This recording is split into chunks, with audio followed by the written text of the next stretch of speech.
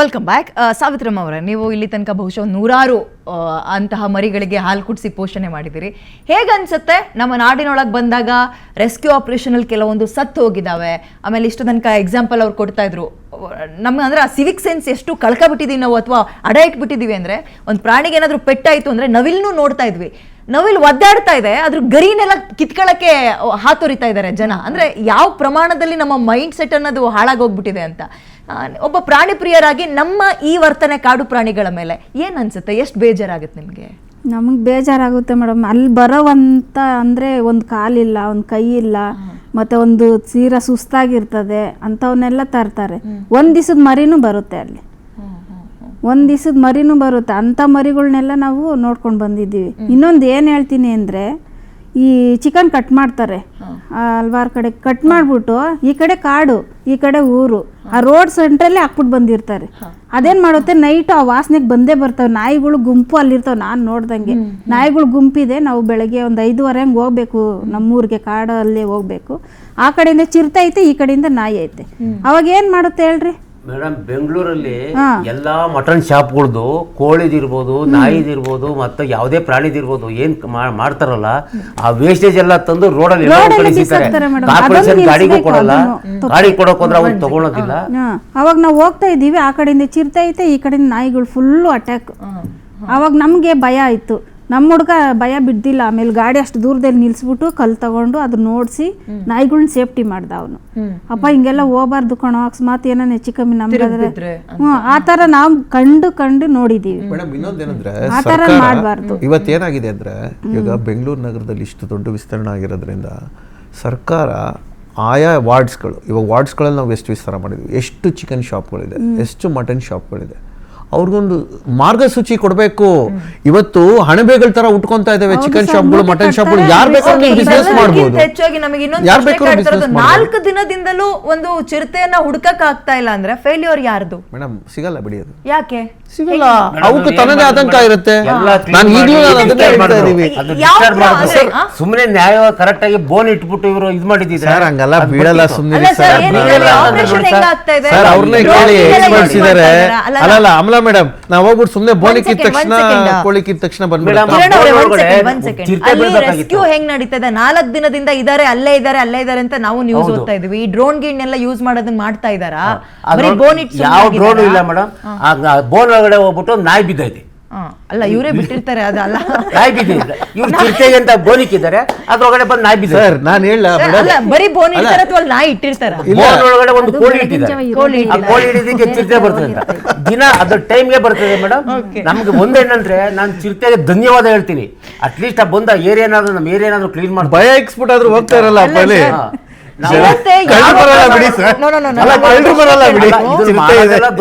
ಮಾಡ್ತಾರೆ ಮಧ್ಯಮ ವರ್ಗ. ಬೋರ್ಡ್ ಹಾಕ್ಬಿಡಿ, ಚಿರತೆ ಇದೆ ಎಚ್ಚರಿಕೆ, ಕಳ್ಳರು ಬರಲ್ಲ. ಬೋನ್ ಇಟ್ಟಿದ್ದಾರೆ. ಬೋನ್ ಏನಕ್ಕೆ ಇಟ್ಟಿದ್ದಾರೆ? ಒಂದ್ ಸೆಕೆಂಡ್. ಬೋನ್ ಇಟ್ಟಿದ್ದಾರೆ, 4 ದಿನದಿಂದ ಚಿರತೆ ಆಟ ಆಡಿಸ್ತಾ ಇದೆ. ಬೋನ್ ಯಾಕೆ ಇಟ್ಟಿದ್ದಾರೆ ಅಂದ್ರೆ ಚಿರತೆ ಬರ್ಲಿ ಅಂತ. ಬೋನ್ ಒಳಗೊಂದು ಕೋಳಿ ಇದೆ, ಬಟ್ ಆ ಕೋಳಿ ಹಿಡಿಲಿಕ್ಕೆ ಚಿರತೆ ಬಂದಿಲ್ಲ, ನಾಯಿ ಹೋಗ್ತಿದೆ. ಅಲ್ಲ, ಬೈಲರ್ ಕೋಳಿ ಅದು. ಯಾಕೆ ಬೋನ್ಗಳಿಟ್ರು ಚಿರತೆ ಬೀಳ್ತಾ ಇಲ್ಲ ಅನ್ನೋದಕ್ಕೆ? ಹೌದು ಮೇಡಮ್. ಇವಾಗ ನೋಡಿ, ನಮ್ಗೆ ಇವಾಗ ತೂರಹಳ್ಳಿ ಫಾರೆಸ್ಟ್ ಹೇಗಿದೆ, ಇವಾಗ ನಾವು ಮಾಗಡಿ ಕಡೆ ಬಂದಾಗ ಇವಾಗ ಆಲ್ರೆಡಿ ಇವ್ರ ಏರಿಯಾಗಳೆಲ್ಲ ಲೇಔಟ್ಗಳಾಗಿ ಇದು ಮಾಡ್ಬಿಟ್ಟು ತಾವರೆಕೆರೆವರೆಗೂ ಕಂಪ್ಲೀಟ್ಲಿ ಕಾಡು ನಾಶ ಆಗ್ಬಿಟ್ಟಿದೆ. ಇನ್ನು ನಾವು ಕಾಡು ನೋಡ್ಬೇಕಂದ್ರೆ ಇನ್ನೇನಿದ್ರು ಮಾಗಡಿಯಿಂದ ಆಚೆ ನಮ್ಮ ದುರ್ಗದ ಬೆಟ್ಟ ಇದಾವಲ್ಲ, ಆ ಬೆಟ್ಟಗಳು ಗುಡ್ಡಗಳು ಅವನ್ನ ನೋಡ್ಕೊಂಡೆ. ನಮ್ಮ ಆಫೀಸರ್ಸ್ಗೆ ಆ ಟೆಕ್ನಾಲಜಿ ಅಡಾಪ್ಟ್ ಅಷ್ಟೊಂದು ಕ್ಲೆವರ್ ಇದಾವ ಅಂತ. ಹೌದು ಮೇಡಮ್. ಇವಾಗ ನಾವು ಅಲ್ಲಿ ಹ್ಯಾಬಿಟೇಟ್ ಸ್ಟಡಿ ಮಾಡ್ಬೇಕಾಗತ್ತೆ. ಈಗ ಬರೀ ಬಂಡೆಗಲ್ಲು ಗುಡ್ಡೆಗಲ್ಗಳು ಇದ್ರೋ ಜಾಗದಲ್ಲಿ, ಇವಾಗ ಲಾಸ್ಟ್ ಟೈಮ್ ನಮಗೆ ಕೋಮ್ಘಟ್ಟನಲ್ಲೂ ನಾನು 2014 ಒಂದು ರೆಸ್ಕ್ಯೂ ಆಪರೇಷನ್ಸ್ಗೆ ನಾವು ವೀಕ್ಷಣೆ ಮಾಡಕ್ಕೆ ಹೋಗಿದ್ವಿ, ಹೆಂಗೆ ಇದು ರೆಸ್ಕ್ಯೂ ಆಪರೇಷನ್ಸ್ ನಡೆಯುತ್ತೆ ಅಂದ್ಬಿಟ್ಟು. ಅವಾಗ ಒಂದು ಬೆಟ್ಟದ್ದು ಇದ್ರ ಹತ್ರ ಒಂದು ಬೋನ್ ಇಟ್ಟಿದ್ರು. ಇವತ್ತು ಮೇಡಮ್ ಅದೇ ಜಾಗದಲ್ಲಿ ಇವತ್ತು ನಾವು ಹೋಗಿ ಎಲ್ಲ ಬೋನ್ ಇಟ್ಟಿದ್ರು, ಆ ಬೆಟ್ಟ ಗುಡ್ಡಗಳ ಹತ್ರ ಏನು ಬೋನ್ ಇಟ್ಟಿದಾಗ ಅವಾಗ ಚಿರತೆ ಬಿದ್ದೋಗಿತ್ತು, ರೆಸ್ಕ್ಯೂ ಆಗಿತ್ತು. ಇವತ್ತು ಅದೇ ಜಾಗದಲ್ಲಿ ನಾವು ಹೋಗಿ ನೋಡಿದ್ರೆ ಬರೀ ರಿಯಲ್ ಎಸ್ಟೇಟ್. ಏನೆಲ್ಲ ಲೇಔಟ್ಗಳಾಗಿ ಡಿವೈಡ್ ಮಾಡಿ ಆಗೋಗಿದೆ, ಕಾಡನ್ನ ತೆಗೆದು ಮೇಡಮ್ ಸಿಗಲ್ಲ ಮೇಡಮ್ ಆ ಜಾಗದಲ್ಲಿ. ಇಟ್ ವಿಲ್ ನಾನು ಶಾಶ್ವತ ಪರಿಹಾರ ಏನು ಮೇಡಮ್ ಪರಿಹಾರ ಅಂತಲ್ಲ. ಈಗ ಏನಾಗುತ್ತೆ ಗೊತ್ತಾ, ಚಿರತೆ ಇವಾಗ 4 ದಿವಸ ಅಲ್ಲಿ ಕಾಣಿಸ್ಕೊಂಡಿದೆ, ಅದಕ್ಕೇನು ಊಟ ಸಿಗ್ತಿಲ್ಲ, ಇದನ್ನ ನೆಕ್ಸ್ಟ್ ಅದು ನೆಕ್ಸ್ಟ್ ಮುಂದಕ್ಕೆ ಹೊರಟ್ಬಿಡುತ್ತೆ. ಈಗ ನಾನು ಹೇಳ್ತೀನಲ್ಲ, ಎಲ್ಲಿ ಕಾಡು ಅದಕ್ಕೆ ಎಲ್ಲಿ ಊಟ ಸಿಗುತ್ತೋ ಅದನ್ನ ಮುಟ್ಕೊಂಡು ಹೋಗುತ್ತೆ. ನಾವ್ ಹೇಳ್ತಾ ಇದೀವಲ್ಲ, ಕಾಲಹರಣ ಮಾಡ್ತಾ ಇದೀವಿ ಅಷ್ಟೇ. ನಾನು ಈಗಲೂ ಅದನ್ನೇ ಹೇಳ್ತಾ ಇದ್ದೀನಿ, ಚಿರತೆ ಕೈಗೆ ಸಿಗೋದೇ ಬೇಡ ಪಾಪ. ಅದು ಒಂದು ನ್ಯಾಚುರಲ್ ಹ್ಯಾಬಿಟೇಟ್ ಬೆಳೆದಿರೋ ಪ್ರಾಣಿ. ಇವ್ರುಗಳಿಗೆ ಗೊತ್ತು, ಒಂದು ಪ್ರಾಣಿ ಝೂಗ್ ತಗೊಂಬಂದಾಗ ಅವುಗಳ ರಿಯಾಕ್ಷನ್ ಹೆಂಗಿರುತ್ತೆ ಅಂದ್ರೆ, ಮೇಡಮ್ ಈ ನಮ್ಮ ಜನ ಸುಮ್ಮನೆ ಇರ್ತಾರ, ಚಿರತೆ ಸಿಕ್ಕಿದ ತಕ್ಷಣ ಆ ಬೋನ್ ಹತ್ರ ಹೋಗ್ಬಿಟ್ಟು ಆ ಫೋಟೋಗ್ರಾಫಿ ತೆಗೆದು ಮಾಡೋದು, ಅದಕ್ಕೆ ಚುಚ್ಚೋದು, ಇದು ಮಾಡೋದು, ಅದು ಮೇಡಮ್ ಆ ಹಿಂಸೆ ತಾಳಲಾರ್ದೆ ಹೋಗಿ ಡಿಚ್ಚಿ ಹೊಡ್ಕೊಳ್ಳುತ್ತೆ. ಅಟ್ಲೀಸ್ಟ್ ಅದು ಹೆಂಗ್ ಗೊತ್ತಾ, ಅದು ತುಂಬಾ ಶೈ ಅನಿಮಲ್. ಅದು ನಾವು ಇನ್ನೊಂದು ಹೇಳ್ಬೇಕಂದ್ರೆ ತುಂಬಾ ಪಾಪ ಶೈ ಅನಿಮಲ್. ಅದು ತನ್ನಕ್ಕೆ ತಾನೇ ಬೇಕಾದ್ರೆ ಅರ್ಟ್ ಮಾಡ್ಕೊಂಡು ಸತ್ತೋಗ್ಬಿಡುತ್ತೆ. ನಾನು ಹೇಳ್ತೀನಲ್ಲ, ಬೋನಿಗೆ ಬೀಳ್ಸೋದಕ್ಕೆ ಇವ್ರು ಕಾಯ್ತಾ ಇದ್ದಾರೆ, ಬಟ್ ಆದ್ರೆ ಆ ಪ್ರಾಣಿ ಪ್ರಾಣನೇ ಕಳ್ಕೊಂಡ್ಬಿಡುತ್ತಾರೆ ಏನಾದ್ರು ಬೋನಿಗೆ ಬಿದ್ರೆ. ಯಾಕಂದ್ರೆ ಸ್ವತಂತ್ರ ಪ್ರಾಣಿ, ಅದು ತನ್ನ ಸ್ವತಂತ್ರ ಜೀವಿ ಅಥವಾ ನಾಗರಿಕ ಪ್ರಜ್ಞೆನ. ಸರ್ ಹೌದು ಸರ್, ಇವತ್ತು ನೀವು ಆತಂಕದಲ್ಲಿ ಇದ್ದೀರಾ, ನಮಗೆ ಗೊತ್ತು, ನಿಮ್ಮ ಆತಂಕದಿದೆ. ಹೌದು ಸರ್, ಇವತ್ತು ನೀವು ಮನೆ ಜಾಗದಲ್ಲಿ ವಾಸ ಮಾಡ್ತಾ ಇದ್ದೀರಾ, ಇವ್ರು ವಾಸ ಮಾಡ್ತಾ ಇದ್ದಾರೆ, ಪ್ರಾಣಿಗಳ ಬಗ್ಗೆ ಅಧ್ಯಯನ ಮಾಡ್ಕೊಂಡಿದ್ದಾರೆ, ನೋಡಿರ್ತಾರೆ, ಹೇಳ್ತಾ ಇದ್ದಾರೆ. ನಮಗೆ ಗೊತ್ತಿಲ್ವಲ್ಲ. ಅಲ್ಲ ಅದ್ ಹೌದು. ಒಂದ್ ಸೆಕೆಂಡ್, ಹೌದು, ಚಿರತೆ ಬಂದಾಗ ಇವರೆಲ್ಲ ಹೇಳ್ತಾರೆ ಹೆದರ್ಕಬೇಡಿ, ಅದೆಲ್ಲ ಅವ್ರು ನೋಡಿರ್ತಾರೆ, ಓದಿರ್ತಾರೆ, ತಿಳ್ಕೊಂಡಿರ್ತಾರೆ, ಅನುಭವ ಇರುತ್ತೆ, ನಮ್ಗಳಿಗೆ ಗೊತ್ತಿರಲ್ಲ. ಹಂಗಂದು ಮಾತ್ರಕ್ಕೆ ಅದು ಸಿಕ್ಕಾಗ ಒಂಥರ ನಾಗರಿಕತನವನ್ನ ಬಿಟ್ಟು ವರ್ತಿಸಬಾರ್ದು. ನಾವುಗಳು ನೋಡಿದೀವಲ್ಲ, ನಾನು ಈಗಲೂ ಎಕ್ಸಾಂಪಲ್ ಕೊಡ್ತಾ ಇದ್ದೆ, ಬೈಕಿಗೆ ಒಂದು ನವಿಲ್ ಸಿಕ್ಕಿ ಸತ್ತೋಗುತ್ತೆ, ಒದ್ದಾಡ್ತಾ ಇರುತ್ತೆ, ಅದು ಅರ್ಧ ಜೀವ. ಮನುಷ್ಯತ್ವ ಅನ್ನೋರು ಏನ್ ಮಾಡ್ಬೇಕು, ತಗೊಂಡೋಗಿ ಸೈಡಿಗೆ ಬಿಡ್ಬೇಕು ಅಥವಾ ಟ್ರೀಟ್ಮೆಂಟ್ ಕೊಡ್ಸ್ಬೇಕು, ಇಂಥದ್ದೇನಾದ್ರೂ ಮಾಡ್ಬೇಕು. ಹಂಗ್ ಮಾಡಿಲ್ಲ. ಜನ ಇಲ್ಲ, ಒಬ್ಬ ಮನುಷ್ಯ ಯಾವುದೇ ಒಂದು ಕಾರ್ಯಾಚರಣೆ ಮಾಡ್ಬೇಕಾದ್ರೆ ವಿಡಿಯೋ ಮಾಡ್ತಿರ್ತಾರೆ, ಅದೇ ಪಾಯಿಂಟಿಗೆ ನಾನು ಬರ್ತಾ ಇದ್ದೀನಿ. ನೀರ್ ಕೊಡೋಣ, ಏನಾಗಿದೆ ನೋಡೋಣ, ಇಲ್ಲ ಯಾರು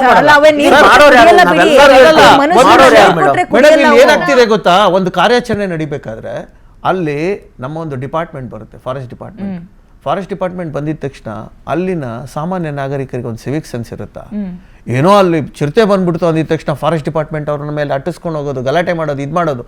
ಅಲ್ಲಿ ಮೇಯ್ನು ನಾವು ಪ್ರಿಕಾಷನರಿ ಮೆಥಡ್ಸ್ಗಳು ಏನು ತಗೋಬೇಕು, ಒಂದು ಪ್ರೋಟೋಕಾಲ್ ಪ್ರಕಾರ ಅಲ್ಲೊಂದು ಕರ್ಫ್ಯೂ ಹಾಕಬೇಕು, ಯಾರು ಮನೆಯಿಂದ ಹೊರಗಡೆ ಬರಬಾರ್ದು. ಇದೇ ಒಂದು ಇನ್ಸಿಡೆಂಟ್ ಮೈಸೂರಿನಲ್ಲಿ ಆದಾಗ, ಆನೆ ಒಂದು ಸಿಟಿನಲ್ಲಿ ಓಡಾಡಿ ATM ನಲ್ಲಿ ಇದ್ದ ಒಬ್ಬ ಸೆಕ್ಯೂರಿಟಿನೆಲ್ಲಾನು ಸಾಯಿಸಿದೆ. ಆ ಸೆಕ್ಯೂರಿಟಿ ಸಾವಾಗೋದಕ್ಕೆ ಮೇನ್ ಪಬ್ಲಿಕ್ಗೆ ಕಾರಣ. ಆನೆ ಬಂದ ತಕ್ಷಣ ಏನು ಫೋಟೋ ವಿಡಿಯೋ ಇದು ಮಾಡ್ಕೊಂಡು ಅದನ್ನ ಚೇಸ್ ಮಾಡ್ಕೊಂಡು ಪಾಪ ಅದು ಆತಂಕದಲ್ಲಿರುತ್ತೆ, ತಾನು ಎಲ್ಲಿ ಹೋಗ್ಬೇಕು ಅಂತ ಗೊತ್ತಿರಲ್ಲ. ಇವತ್ತು ಚಿರತೆ ಪರಿಸ್ಥಿತಿನೂ ಅದೇ ಆಗಿರೋದು. ಇವತ್ತು ಚಿರತೆಯಲ್ಲಿ ಎಲ್ಲೋ ಬಚ್ಚಿಕೊಂಡಿದೆ, ಇದಾಗ್ತಿದೆ ಅಂದ್ರೆ ಅದು ಆಚೆ ಹೋಗೋದಕ್ಕೆ ಟ್ರೈ ಮಾಡ್ತಾ ಇದೆ. ಆಮೇಲೆ ಅವರೇ ಪ್ರಕೃತಿ ನಮಗೊಂದು ಫೈನಲ್ ವಾರ್ನಿಂಗ್ ಕೊಡ್ತಾ ಇದೆ ಅಂತ ಅನ್ಕೋಬೋದಾ ನಾವು? ಇದು ಭೂಮಿ ನಂದು ಮಾತ್ರ ಅನ್ನೋ ಒಂದು ಅತಿಯಾದಂತಹ ವ್ಯಾಮೋಹಕ್ಕೆ ಜನ ಹೋಗಿದ್ದಾರೆ. ಪರಿಣಾಮ ಚಿರತೆ ಬರ್ತಾ ಇದೆ, ಆನೆ ಬರ್ತಾ ಇದೆ, ನಾಳೆ ಎಲ್ಲಾ ಪ್ರಾಣಿಗಳು ಬರ್ತವೆ. ಮ್ಯಾಮ್, ಎಲ್ಲ ಪ್ರಾಣಿ ಬರೋಕ್ಕಿಂತ ನಾವು ಒಂದೇನು ಅರ್ಥ ಮಾಡ್ಕೊಬೇಕು, ನಾವು ಬರೀ ಇವಾಗ ಸೋಷಿಯಲ್ ಮೀಡಿಯಲ್ಲಿ ನಮಗೆ ಸಡನ್ ಆಗಿ ಒಂದು ಫೇಕ್ ಆಡಿಯನ್ಸ್ ಇದೆ. ಸೊ ಲೈಕ್ಸು ಕಮೆಂಟ್ಸ್ಗೋಸ್ಕರ ನಾವು ವೀಡಿಯೋಸ್ ಮಾಡ್ತೀವಿ. ಅದು ಈ ಥರ ಪ್ರಾಣಿಗಳು ವೀಡಿಯೋಸ್ ಮಾಡಿಕೊಂಡು ನಿಮ್ಮ ಮೆಜಾರಿಟಿ ಆಫ್ ದ ವೀಡಿಯೋಸ್ ಯಾವ್ದು ವೈರಲ್ ಆಗ್ತಾ ಇದೆ ನೋಡ್ತೀರಾ, ಒಂದೊಂದೆಲ್ಲ AI ಇರುತ್ತೆ. ಇವಾಗ AI ಬಂದಿರೋದ್ರಿಂದ ಅದು ನಿಜ ವಿಡಿಯೋನೋ ಫಾಲ್ಸ್ ವಿಡಿಯೋನೋ, ಅದು ಎಲ್ಲಿ ಯಾವ ಲೊಕೇಶನ್ ಆಗಿದೆ, ಯಾವುದೋ ಬೇರೆ ಹಳೆ ವಿಡಿಯೋಸ್ ತಗೊಂಡು ಬೇರೆ ದೇಶದಲ್ಲಿ ಆಗಿದ್ದು ನಮ್ಮ ಏರಿಯಾಲ್ ಆಗಿದೆ ಅಂತ ತೋರಿಸ್ಕೊಡ್ತಾ ಇದ್ದಾರೆ. ಒಂದು ಆ ಫಾಲ್ಸ್ ಭಯದಿಂದಾನೇ ಅರ್ಧ ನಾವು ಪ್ರಾಣಿಗಳ ಜೊತೆ ಹೊಂದ್ಕೊಂಡು ಹೋಗೋಕ್ಕೆ ಯಾರು ಒಪ್ಕೊಳಕ್ ರೆಡಿ ಆಗಿಲ್ಲ. ಅದೇ ನೀವು ಸೇಮ್ ಒಂದು ನಾಗರಹೊಳೆ ಬಂಡೀಪುರ್ಗೆ ಹೋಗಿ, ಅಲ್ಲಿ ನಮ್ಮ ಬುಡಕಟ್ಟ ಜನಾಂಗ ಇದ್ದಾರೆ, ಅವ್ರ ಮನೆಗಳೆಲ್ಲ ಅವ್ರು ಬಿದ್ರಲ್ಲಿ ಕಟ್ಟಿರ್ತಾರೆ, ಅವ್ರಿಗೊಂದು ಕರೆಕ್ಟ್ ಆಗಿರೋ ಡೋರ್ ಇರಲ್ಲ, ಏನೂ ಇರಲ್ಲ. ಅವ್ರು ಅಲ್ಲೇ ಆ ಮನೆಗಳಲ್ಲೇ ಮಲಗ್ತಾರೆ. ಅವ್ರ ಮನೆ ಪಕ್ಕ ಹಾಡಿಯಲ್ಲೇ ಆನೆಗಳು ಹೋಗುತ್ತೆ, ಚಿರತೆಗಳು ಹೋಗುತ್ತೆ. ಅವ್ರು ಯಾಕೆ ಕಂಪ್ಲೇಂಟ್ ಮಾಡ್ತಾ ಇಲ್ಲ?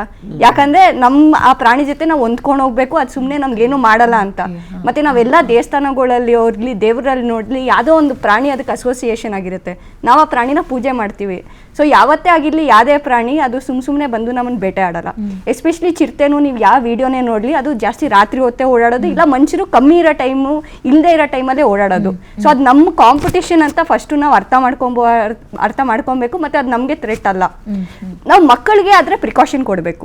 ಸೊ ದಯವಿಟ್ಟು ನೀವು ಯಾವುದೇ ಒಂದು ಝೂಗೆ ಹೋಗಿರ್ಬೋದು, ತುಂಬ ವೈರಲ್ ವೀಡಿಯೋಸ್ ನೋಡಿರ್ಬೋದು, ಮಕ್ಕಳನ್ನೆಲ್ಲ ಎನ್ಕ್ಲೋಜರ್ ಮುಂದೆ ನಿಲ್ಲಿಸಿರ್ತಾರೆ, ಅವಾಗ ಲಯನ್ ಎಲ್ಲ ಅದು ನೋಡಿ ಒಂಥರ ಬೇಟೆ ಆಡೋ ಥರ ಬರುತ್ತೆ. ಯಾಕಂದರೆ ಚಿಕ್ಕದು ಯಾವುದೋ ಒಂದು ಪ್ರಾಣಿಗಿನೇನ ಚಿಕ್ಕದು ಕಾಣಿಸಿದ್ರೆ ಅದಕ್ಕೆ ನನ್ನ ಬೇಟೆ ಅಂತ ಅನಿಸ್ಬೋದು.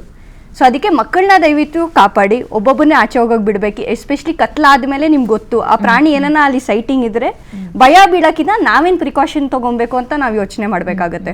ಸೊ ಪ್ರಾಣಿ ಇದೆ ಅಂದ್ರೆ ನಮ್ಮ ಆಕ್ಷನ್ಸ್ ನಾವು ಸ್ವಲ್ಪ ಚೇಂಜ್ ಮಾಡ್ಕೊಬೇಕಾಗತ್ತೆ. ಸೊ ಮಕ್ಕಳನ್ನ ಮಾಡ್ಕೊಂಡು ಬರೋ ಪ್ರಾಣಿಗಳನ್ನ ನೀವು ಹೇಗೆ ಟ್ರೀಟ್ಮೆಂಟ್ ಅಂದ್ರೆ ಅದಕ್ಕೆ ಎಷ್ಟು ಇಂಪಾರ್ಟೆಂಟ್ ಅದು ನಮ್ ಸಪರೇಟ್ ಆಗಿ ರೆಸ್ಕ್ಯೂ ಸೆಂಟರ್ ಇದೆ ಮ್ಯಾಮ್. ಸೊ ನಮ್ ಪಾರ್ಕ್ ಅಲ್ಲಿ ಮೆಜಾರಿಟಿ ಬಿಗ್ ಕ್ಯಾಟ್ಸ್ ಜಾಸ್ತಿ ಇದೆ ಅಂದ್ರೆ ಚಿರತೆನೆ. ಆಲ್ಮೋಸ್ಟ್ 90 ಲೆಪರ್ಡ್ಸ್ ಇದೆ. ಅದ್ರಲ್ಲಿ ನಮ್ ಝೂ ಅಲ್ಲಿ ಬ್ರೀಡ್ ಆಗಿರೋದು ಆಲ್ಮೋಸ್ಟ್ ಯಾವ್ದು ಇಲ್ಲ. ಸೊ ಎಲ್ಲ ರೆಸ್ಕ್ಯೂ ಆಗಿ ಬರೋದೇ ನಮ್ ಬನ್ನರ್ಘಟ್ಟಕ್ಕೆ ಆಲ್ಮೋಸ್ಟ್ ಎವ್ರಿ ಮಂತ್ ಮಿನಿಮಮ್ ಒಂದ್ ಚಿರತೆ ಬರುತ್ತೆ. ಸೊ ಇವಾಗ ನಾವು ಮರಿಗಳು ಏನಂತ ಇದೀವಲ್ಲ, ಆ ಮರಿಗೆ ನಾವು ಒಂದು ಚಿಕ್ಕ ಚಾನ್ಸ್ ಕೊಟ್ಟಿದ್ರೆ ಅದು ವಾಪಸ್ ಅಮ್ಮ ಜೊತೆ ಹೋಗ್ಬೋದಾಗಿತ್ತು. ಸೊ ನಾವು ಯಾವಾಗ ಒಂದು ಪ್ರಾಣಿಗಳನ್ನ ಮುಡ್ತೀವೋ, ಇಲ್ಲ ಒಂದು ಪ್ಲಾಸ್ಟಿಕ್ ಕವರ್ನೇ ಮುಡ್ತೀವೋ, ನಮ್ ಬೆವರು ಅದ್ರ ಮೇಲೆ ಮೆತ್ಕೊಳುತ್ತೆ. ಸೊ ಆ ಉಪ್ಪು ಟೇಸ್ಟ್ ಸ್ಮೆಲ್ ಯಾವತ್ತೂ ಮುಟ್ಬಾರ್ದು. ಮಾಡ್ಬೇಕು ಈ ತರದೊಂದು ಯಾವ್ದೋ. ಈಗ ನಾವು ಸುದ್ದಿಗಳಲ್ಲಿ ತುಂಬಾ ನೋಡ್ತಾ ಇದ್ವಿ, ಕಬ್ಬಿನ ಗದ್ದೆ ಒಳಗೆ ಚಿರತೆ ಮರಿ ಹಾಕ್ಬಿಟ್ಟಿದೆ ಅಂತ. ಯಾಕಂದ್ರೆ ಅದು 9 months ಕ್ರಾಪ್ ಮ್ಯಾಮ್. ಆ 9 months ವರ್ಗೂ ಯಾರು ಅಲ್ಲಿ ಹೋಗಲ್ಲ. ಒಂದ್ಸತಿ ಸೇಫ್ ಅನ್ಸುತ್ತೆ. ನೀವು ಅದು ಹಂಗ್ ಸಿಕ್ಕ ಟೈಮ್ ನಲ್ಲಿ ನಾವ್ ಏನ್ ಮಾಡ್ಬೇಕು ಮತ್ತೆ? ಮರಿಗಳನ್ನ ಮುಟ್ಟಬಾರ್ದು ಅಂದ್ರೆ ಅವ್ರು ಮುಟ್ಬಾರ್ದು. ಒಂದು ತಿಂಗಳ ಸ್ವಲ್ಪ ನಾವು ಅವಾಯ್ಡ್ ಮಾಡ್ಬಿಟ್ರೆ, ಅದು ಸುತ್ತಾಡೋದು, ಜನಗಳನ್ನ ಯಾರನ್ನೂ ಸೇರಿಸ್ತೀರ ಅದು ಇದ್ಬಿಟ್ರೆ, 1 ತಿಂಗಳಾದ್ಮೇಲೆ ಮರಿಗಳಿಗೆ ಜ್ಞಾನ ಬರುತ್ತೆ. ಅವಾಗ ಅಮ್ಮ ಕರ್ಕೊಂಡು ಹೋಗ್ಬಿಡ್ತಾಳೆ. ನಾವೇನ್ ಮಾಡ್ತೀವಿ, ಒಂದು ಕಣ್ಣು ಬಿಟ್ಟಿರೋ ಮರಿನೋ ಸ್ವಲ್ಪ ಒಂದು 10 ದಿವಸ ಆಗಿರೋದು ನಾವು ನೋಡಿದ ತಕ್ಷಣನೇ ಮುಟ್ಬಿಟ್ರೆ ಅಮ್ಮ ಮುಟ್ಟಲ್ಲ. ಆದ್ರೆ 1 ಮರಿಯನ್ನಾದ್ರೂ ತಗೊಂಡ್ ಹೋಗುತ್ತೆ, ಅದು 2 ಮರಿನ ಬಿಡುತ್ತೆ. ಅದು ಜಾಸ್ತಿ 4 ಮರಿ ಹಾಕೋದು. ಸೊ ಯಾವತ್ತು ನಮ್ ಸ್ಮೆಲ್ ಬೇರೆದ ಮೇಲೆ ಬಿದ್ರೆ ಆ ಪ್ರಾಣಿ ಬಂದು ಇದೇನೋ ಬೇರೆ ಇದೆ ನನಗೂ ತೊಂದರೆ ಆಗುತ್ತೆ. ಎಲ್ಲಾ ಪ್ರಾಣಿ ಒಂದು ಪಕ್ಷಿನೇ ಆಗಿರ್ಲಿ ಮುಟ್ಟಬಾರ್ದು. ಎಸ್ಪೆಷಲಿ ವೆನ್ ಅನಿಮಲ್ಸ್ ಯಾವುದೇ ಒಂದು ವೈಲ್ಡ್ ಲೈಫ್ ಟೆರಿಟರಿನಲ್ಲಿ ವೈಲ್ಡ್ ಲೈಫ್ ಅನಿಮಲ್ಸ್ಗಳನ್ನ ನಾವು ಯಾವುದೇ ಒಂದು ಪ್ರಾಣಿ, ಇವಾಗ ಎಕ್ಸಾಂಪಲ್ ನಾವು ಒಂದು ಕಾಗೆನೇ ಇರ್ಬೋದು. ಕಾಗೆ ಮುಟ್ಟಿದ ತಕ್ಷಣ ತನ್ನ ಮರಿಗಳಾಗಲಿ ಕಾಗೆ ಇದನ್ನು ಅದು ಗುಂಪೇ ಇರುತ್ತೆ. ಇವಾಗೆಲ್ಲೋ ಒಂದು ಕಡೆ ನಮಗೆ ರೆಸ್ಕ್ಯೂ ಕಾಲ್ಸ್ ಒಂಥರ ಹೆಂಗೆ ಬರುತ್ತೆ ಅಂದರೆ, ಇವಾಗೆಲ್ಲೋ ಕಾಗೆ ಮೇಲೆ ಗೂಡಿಂದ ಕೆಳಗಡೆ ಬಿದ್ದೋಗ್ಬಿಟ್ಟಿರುತ್ತೆ. ತಾಯಿ ಅಲ್ಲಿಂದ ಅದನ್ನು ಚೇಸ್ ಮಾಡ್ಕೊಂಡು ಇದು ಮಾಡ್ತಾ ಇರುತ್ತೆ, ಟ್ರೈನಿಂಗ್ ಮಾಡ್ತಾ ಇರುತ್ತೆ. ಯಾರೋ ಬಂದ್ಬಿಟ್ಟು ಇವಾಗ ಅಯ್ಯೋ ಕಾಗೆ ಬಿದ್ದೋಗ್ಬಿಟ್ಟಿದೆ ಬಂದು ರೆಸ್ಕ್ಯೂ ಮಾಡಿ ಹಿಂಸೆ ಇಟ್ಬಿಡ್ತಾರೆ. ನಾವು ಅಲ್ಲಿ ಹೋಗಿ ಕಾಗೆ ಏನೋ ಇದನ್ನು ನೋಡ್ತೀವಿ ಸುತ್ತಮುತ್ತ, ಅಲ್ಲಿ ಹೇಳ್ತೀವಿ ಅವ್ರಿಗೆ ಪಬ್ಲಿಕ್ಗೆ, ಇಲ್ಲ ರೀ ಅದು ಕಾಗೆ ಟ್ರೈನಿಂಗ್ ಕೊಡ್ತಾ ಇದೆ ತನ್ನ ಮರಿಗೆ, ಯಾವತ್ತು ಬಿಡಬಾರ್ದು. ಇಲ್ಲ ಸರ್ ಬೆಳಗ್ಗೆಯಿಂದ ಸಾಯಂಕಾಲವ್ರು ಹಿಂಗೆ ಆಗ್ತಿದೆ, ಪಬ್ಲಿಕ್ಕೆಲ್ಲ ತುಂಬ ತೊಂದರೆ ಕೊಡ್ತಿದೆ. ನಾವು ಹೋಗ್ಬಿಟ್ಟು ಅದನ್ನ ಮುಟ್ಟಿದಾಗ ಇಮಿಡಿಯೇಟ್ ಕೈಗೆ ಮುಟ್ಟಿದಾಗ ಮತ್ತೆ ತಾಯಿ ಅದನ್ನ ಅಲೋ ಮಾಡಲ್ಲ. ಇವಾಗ ಗುಬ್ಬಚ್ಚಿಗಳು ಅಷ್ಟೇ. ನಾವು ಹೇಳ್ತಾ ಇದೀವಲ್ಲ ಮೇಡಮ್, ಪ್ರಾಣಿಗಳು ಮನುಷ್ಯರಿಗಿಂತ ಹೆಚ್ಚಾಗಿ ಅವುಗಳ ನೆಗೆಟಿವಿಟಿನ ನಾವು ಇದು ಮಾಡ್ತಾರೆ, ಸೋರ್ಸ್ ಇದು ಮಾಡ್ತಾರೆ. ಯಾವುದೇ ವನ್ಯಜೀವಿ ಪ್ರಾಣಿಗಳು ಟೆರಿಟರಿನಲ್ಲಿ ನಮಗೆ ಕಂಡು ಬಂದಾಗ ಇಮಿಡಿಯೇಟ್ ಆಗಿ ಹೋಗಿ ನಾವು ಅದನ್ನ ಮುಟ್ಟಬಾರ್ದು. ಯಾಕಂದ್ರೆ ನಮ್ಮ ಕೈಯಲ್ಲಿ ಇರ್ತಕ್ಕಂಥ ಒಂದು ಸ್ವೆಟ್ ಗ್ಲಾನ್ಸ್ ಅನ್ನೋದು ಏನಿರುತ್ತೆ, it will be like salt, like ನಮ್ಮ ಕೈಗಳು ನಮಗೆ ಟೇಸ್ಟ್ ಆಗಿ ಹೆಂಗಿರುತ್ತೆ ಸೇಮ್ ಅದೇ ಥರನೇ ಅದರದ್ದೇ ಆದಂಥ ಒಂದು ಅವಯವ ಸ್ಥಾನಗಳಲ್ಲಿ ನಾವು ವಾಸ ಮಾಡ್ತಾ ಇರ್ತೇವೆ. ಸೊ ನಾವು ಅಲ್ಲಿ ಹೋಗಿ ಅವನ್ನ ಮುಟ್ಟಿದಾಗ ಏನಾಗುತ್ತೆ, ಐದರ್ ನಾವು ಮುಟ್ಟಿದ ತಕ್ಷಣ ಅದನ್ನು first thing we need to send it back to rehabilitation centre. Otherwise we should not go and touch them till then it adjust for the natural territory. ಇವಾಗ ಸಾಧಾರಣವಾಗಿ ನಮಗೆ ಬೇಸಿಗೆಗಾಲದಲ್ಲಿ ತುಂಬ ಹದ್ದುಗಳದ್ದು ಕೇಸ್ ಬರುತ್ತೆ, ಈ ಗಾಳಿಪಟ ದಾರಗಳಲ್ಲಿ, ಆಮೇಲೆ ಡಿಹೈಡ್ರೇಷನ್ ಕೆಳಗಡೆ ಬಿದ್ದೋಗುವಂಥ ಪಕ್ಷಿಗಳದ್ದು. ನಮಗೆ ಜಾಸ್ತಿ ಬೇಸಿಗೆಗಾಲದಲ್ಲಿ ರೆಸ್ಕ್ಯೂ ಕಾಲ್ಸ್ ಬರುತ್ತೆ. ನಾವು ಹೋಗಿ ಅದು ಹದ್ದುಗಳನ್ನ ನಾವು ಹೋಗಿ ರೆಸ್ಕ್ಯೂ ಮಾಡೋಕ್ಕೆ ಹೋಗಕ್ಕೆ ಮುಂಚೆ ನಾನು ಫಸ್ಟ್ ಡಿಸೈಡ್ ಆಗಿರಬೇಕು, ಅದನ್ನ ರೆಸ್ಕ್ಯೂ ಮಾಡಿ ನಾನು ರಿಹ್ಯಾಬ್ ಸೆಂಟ್ರಿಗೆ ಕಳಿಸಲೇಬೇಕು ಅಂತ. ಇಲ್ಲಾಂದರೆ ಅದಕ್ಕೆ ನಾವು ಒಂಚೂರು ಎಲ್ಲೆಲ್ಲ ಸ್ವಲ್ಪ ನೀರು ಇಟ್ಬಿಟ್ರೆ ಅದು ಪಾಡಿಗೆ ಅದು ನೀರು ಕುಡ್ಕೊಂಡು ಅದ್ರ ಪಾಡಿಗೆ ಅದು ಹೊಂಟೋಗುತ್ತೆ. ಸೊ ಅದೇ ಥರನೇ ಯಾವುದೇ ಒಂದು ಅನಿಮಲ್ನ ನಾವು ಇವಾಗ ಮೇಡಮ್ ಹೇಳ್ದಂಗೆ ಚಿರತೆ ಮೆಲ್ಲೋ ಮರಿಗಳು ಹಾಕ್ಬಿಡ್ತು. ಇವಾಗ ಅಲ್ಲೂ ಏನಾಗ್ಬಿಟ್ಟಿರುತ್ತೆ ಅಂದ್ರೆ ರೈತರು ಸಾರ್ವಜನಿಕ ಪ್ರದೇಶಕ್ಕೆ ಈ ಕಾಡು ಪ್ರಾಣಿಗಳು ಅಂತ ಇರುತ್ತೆ, ಏನ್ ಮಾಡ್ಬೇಕು ಏನ್ ಮಾಡ್ಬಾರ್ದು ನಮ್ಗೆ ಫಸ್ಟ್ ಮೇಡಮ್. ರೈತರ ಗದ್ದೆನಲ್ಲಿ ಏನಾಗುತ್ತೆ ಅಂದ್ರೆ, ಇವಾಗ ರೈತರ ಗದ್ದೆನಲ್ಲಿ ಬುಷಸ್, ಈಗ ಬುಷಸ್ ನಲ್ಲಿ ಏನಾಗುತ್ತೆ ಅಂದ್ರೆ ಮರಿ ಇಟ್ಬಿಟ್ಟಿರುತ್ತೆ. ರೈತ ಏನ್ ಮಾಡ್ತಾನೆ, ತನ್ನ ಗದ್ದೆನಲ್ಲಿ ಇವಾಗ ಕಬ್ಬು ಹಾಕಿರ್ತಾನೆ, ಆ ಕಬ್ಬಿನ ಗದ್ದೆನಲ್ಲಿ ಆತರ ಓಡಾಡ್ತಾ ಇರ್ತಾನೆ. ಅಕಸ್ಮಾತಾಗಿ ಮರಿ ಇದ್ದಾಗ ತಾಯಿಗೂ ತುಂಬ ಕೋಪ ಇರುತ್ತೆ. ನಾವು ಆನೆಗಳಲ್ಲಾಗಿರ್ಬೋದು, ಚಿರತೆಗಳಲ್ಲಾಗಿರ್ಬೋದು, ಯಾವುದೇ ಒಂದು ಪ್ರಾಣಿಗಳು ಮರಿ ಹಾಕಿದಾಗ ಅತಿ ಹೆಚ್ಚು ಕೋಪ ಯಾಕಿರ್ತವೆ, ತನ್ನ ಮರಿನ ಪ್ರೊಟೆಕ್ಷನ್ ಮಾಡ್ಕೊತಾ ಇರ್ತವೆ. ಆ ಸಂದರ್ಭಗಳಲ್ಲಿ ಈ ಥರದ ದಾಳಿಗಳು ಆಗ್ತವೆ. ಮನುಷ್ಯ